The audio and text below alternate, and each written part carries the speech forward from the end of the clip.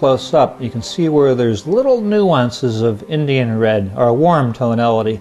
So what we're going to do is take the number 2 brush, just like I was doing before, and actually imprint some red tonalities along the top of this bridge, on the side of the bridge to show like the warm light coming around, and in a few other areas like in the water, down here.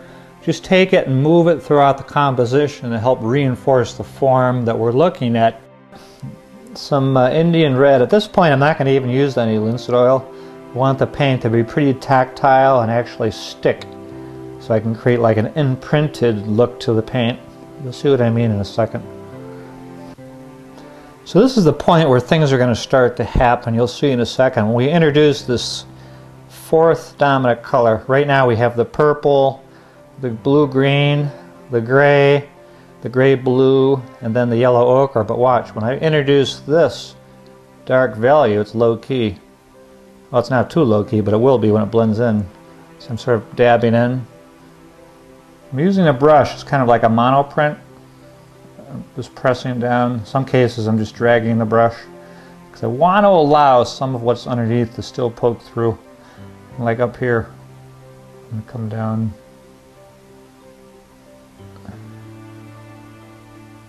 Just a little bit of a scumble. So there's a lot of invention in these types of nocturnal pieces. Right there. Now what I'm going to do is come back and introduce a little bit of that warmth up here, and then a little bit down here. And then I'm going to show some of the anatomy of this. Now it became gray, but that's fine. There's a little thickness to this. Now we're going to paint these 3 beams of light. There's these areas, there's like lights on the side of this building. We have one, turn the brush around, smear it down like that, turn the brush a little bit more, right there. Now if you want to get the paint to sort of blend in the surrounding area a little bit, use the back of the brush once again. Remember, this is a small brush, and I can sort of take it, pull out the edge a little bit, just go in like a tiny bit. And if you overdo it, you can take your finger and soften. So all these little areas where we see the white of the canvas showing through are from where we wiped down the points yesterday with a paper towel. Remember we did this? Now they're still a little bit wet around the edge. I mean, they're somewhat dry, but what we want to do is put the strokes down right in the middle and not get to the edge yet. See, they're dry enough where it's not affecting the paint much at all. Turn the brush in case it picks up a little bit.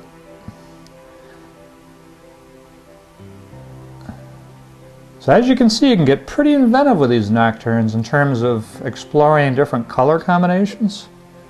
That's what I like about nocturnes. Come over here, just touch it. In some cases, the lights won't be as intense. Come down, down, down, then it gets softer, softer, softer. It sort of blurs. There's a few right down in here. Right there. Here I'm just taking the brush and turning it to the side. Coming out like that. Here. Blurring it down in. There we go. Now we're going to do the same thing on the opposite side of the bridge, but now these little lights are literally the size of a pinprick. If you get too big, you just have to blur them out and try again.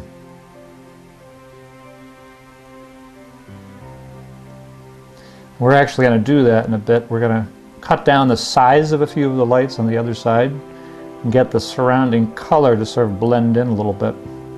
So then down here we have a little bit. There's a few that come down here. So we're using the paintbrush more as a drawing instrument, as you can see. Kind of like stippling with a pencil. As I was saying before, a few of these larger marks are a little bit too large, so what I'm going to do is take I've just cleaned this off with a paper towel, the fine brush, and you're going to see me go in, take some of the color that's around the little orbs of light and sort of blur it into the mark I just made. By doing that, we can get it to look like it's radiating out, and also it'll be a little bit more, a little smaller, a little bit more delicate. Put it on the brush, move the paint, and then slowly carve in, just allowing the edge of that mark to blur a little bit. See, then what happens, some of the color from that mark, this is getting pretty intense, huh? From the middle of the mark comes out like that. So it becomes more of like a little burst of light. We can try explore with the same thing.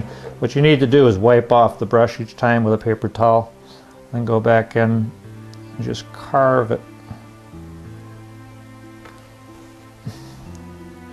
And here's something I'm about to show you. I just thought of this.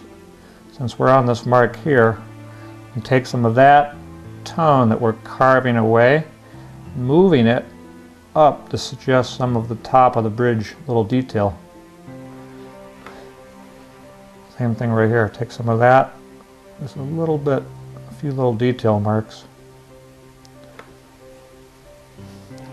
Now I'm going to use this fine brush once again to indicate some of the little fine marks of red. If we look up close, there's some little nuances of red throughout the bridge, and then a few little strokes down here in the water, and right here in the foreground, and a few over here. So we'll be doing that, and then from there we'll move on to do some more detail.